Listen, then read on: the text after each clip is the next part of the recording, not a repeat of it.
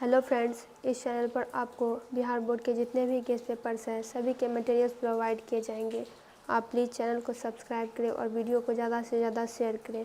तो आज हम अ पिंच ऑफ स्नफ का पूरा ऑब्जेक्टिव करेंगे जो कि इंग्लिश का चैप्टर नंबर 3 है। तो पिंच ऑफ स्नफ का मतलब होता है स्नफ लेना, वो भी बहुत कम मात्रा में। स्नफ तंबाकू का पाउडर होता है जिसे लोग सूंघते हैं। फर्स्ट क्वेश्चन है, हु ट्रेवल फ्री विथ नानू काका। नानू काका के साथ मुफ्त में किसने यात्रा की? तो किटन ने, यानी बिल्ली के बच्चे ने। The mother in a pinch of snuff was waiting at the dash for her brother. माता जी जो थी, जो कि अ पिंच ऑफ स्नफ की एक पात्रा है, वो अपने भाई के लिए कहाँ पे इंतज़ार कर रही थी? तो दरवाजे पे, डोर स्टेप पे। नानू काका वॉज इंस्टॉल्ड इन। जब नानू काका लेखक के घर में आए तो उन्हें किनका कमरा दिया गया? तो उन्हें लेखक का ही कमरा दिया गया।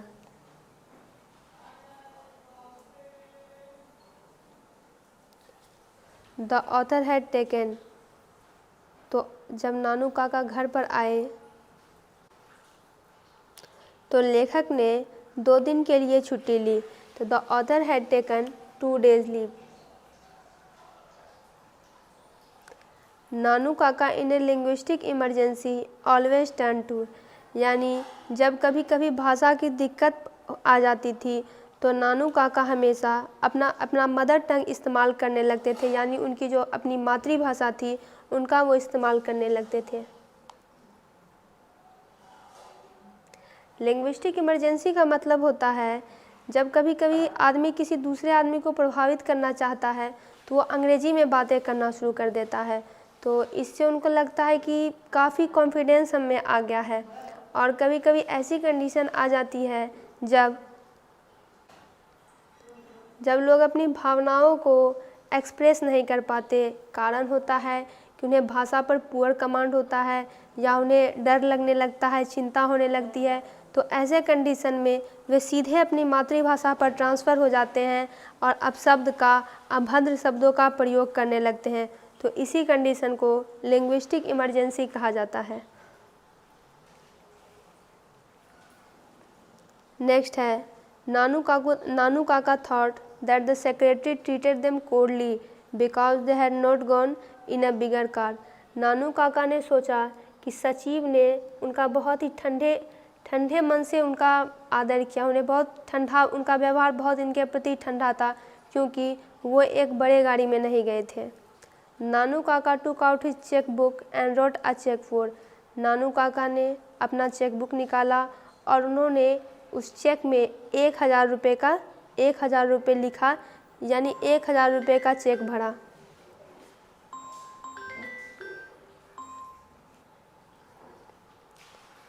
नानू Kaka was coming to Delhi. नानू काका दिल्ली क्यों आ रहे थे? क्योंकि उन्हें कुछ मिनिस्टर से मुलाकात करनी थी, टू सी सम मिनिस्टर।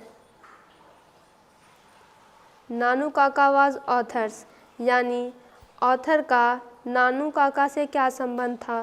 तो नानू काका लेखक के मामा थे, यानी ऑथर के माताजी के भाई थे। The author has a complex about. किसके बारे में लेखक को हमेशा एक उलझन रहती थी? तो वो थे मिनिस्टर्स, मंत्री के बारे में। नानू काका ट्रेवल्ड इन। नानू काका ने किस श्रेणी में यात्रा की थी? तो 2nd क्लास में। The narrator in a pinch of snuff was A and dash on probation. यानी अ पिंच ऑफ स्नफ में जो नरेटर थे वो क्या थे? तो वो अंडर सेक्रेटरी थे, यानी किसी कार्यालय में वो खुद एक सहायक अधिकारी के पद पर थे। नेक्स्ट है, फॉर व्हाट पर्पस हैड नानू काका कम टू दिल्ली। तो नानू काका दिल्ली क्यों आए थे? क्योंकि उन्हें कुछ मिनिस्टर से मुलाकात करनी थी, टू सी सम मिनिस्टर। नानू काका है 3rd class ticket but travel in the 2nd class because. Nanu Kaka के पास 3rd क्लास का टिकट था लेकिन उन्होंने 2nd क्लास में सफ़र की क्योंकि there was no room in the third class, क्योंकि थर्ड क्लास में कोई रूम नहीं था।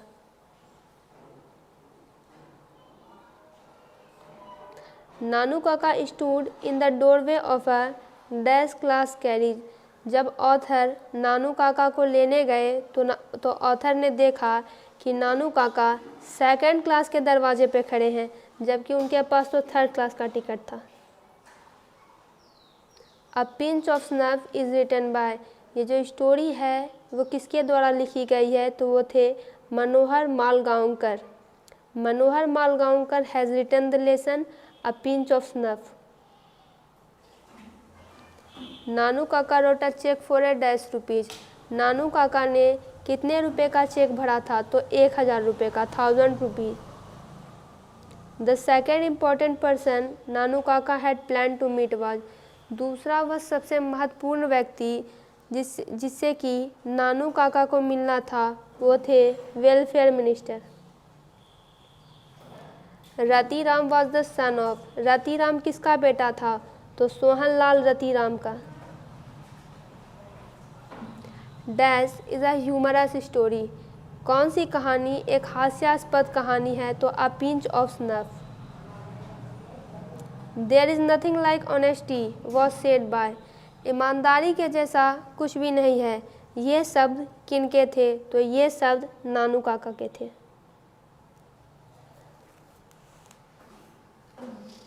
Dash was coming to visit the narrator family, कथाकार के परिवार को कौन मिलने आ रहे थे, तो नानू काका।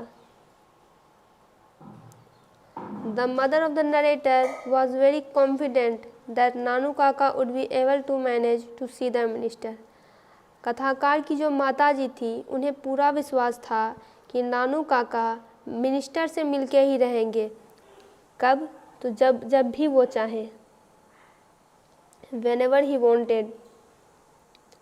The speaker put on his white Jodhpuri coat and the dash turban, जो स्पीकर थे, जो कथाकार थे, उन्होंने अपनी उजली जोधपुरी कोट पहनी और उसके साथ उन्होंने ऑरेंज पगड़ी पहनी। टर्बन का मतलब होता है पगड़ी। नानू काका was to stay for, Nanu काका ऑथर के पास कितने दिनों तक रुकने वाले थे, तो 2 या 3 दिन।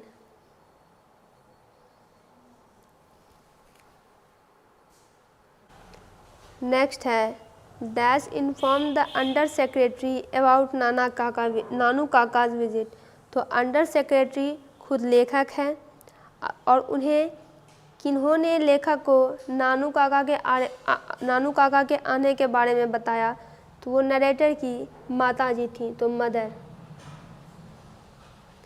नानू Kaka was related to the narrator as he was his mother's, Nanu Kaka का संबंध नरेटर से इसलिए था क्योंकि वो उसकी माता जी के भाई थे, brother. Dash is the main character of the story a pinch of snuff, a pinch of snuff के मेन चरित्र कौन है, यानी मुख्य पात्र किनका है, तो वो है नानू काका का। Nanu Kaka has a unique quality of telling, Nanu Kaka के पास एक अद्भुत क्षमता है, तो क्या बोलने की, तो झूठ। नानू काका झूठ बोलने में बहुत ही माहिर आदमी थे। Nanu Kaka portrayed himself as the hereditary astrologer of maharaja of, Nanu Kaka ने खुद को कहाँ के महाराजा का पुश्तैनी ज्योतिषी घोषित किया, तो वो थे महाराजा of Ninnore. Nanu Kaka was a very dash man, Nanu Kaka was a very clever man, Nanu Kaka एक बहुत ही चालाक आदमी थे। A pinch of snuff, a pinch of snuff क्या है, तो एक शॉर्ट स्टोरी है। A pinch of snuff is in fact a detailed character sketch of, यानी जो कहानी लिखी गई है इसमें किस चरित्र का सबसे विस्तृत वर्णन दिया गया है, तो वो है Nanu Kaka. Manohar Malgonkar is an dash writer, Manohar Malgonkar कहाँ के राइटर हैं, तो भारतीय राइटर हैं, इज़ एन इंडियन राइटर। तो दोस्तों आप पिंच ऑफ स्नफ का पूरा ऑब्जेक्टिव कंप्लीट हुआ। आप दूसरे चैप्टर्स का भी ऑब्जेक्टिव चैनल पर जाकर देख सकते हैं। इससे रिलेटेड वीडियोस के लिए चैनल को सब्सक्राइब करें और वीडियो को ज़्यादा से ज़्यादा शेयर करें।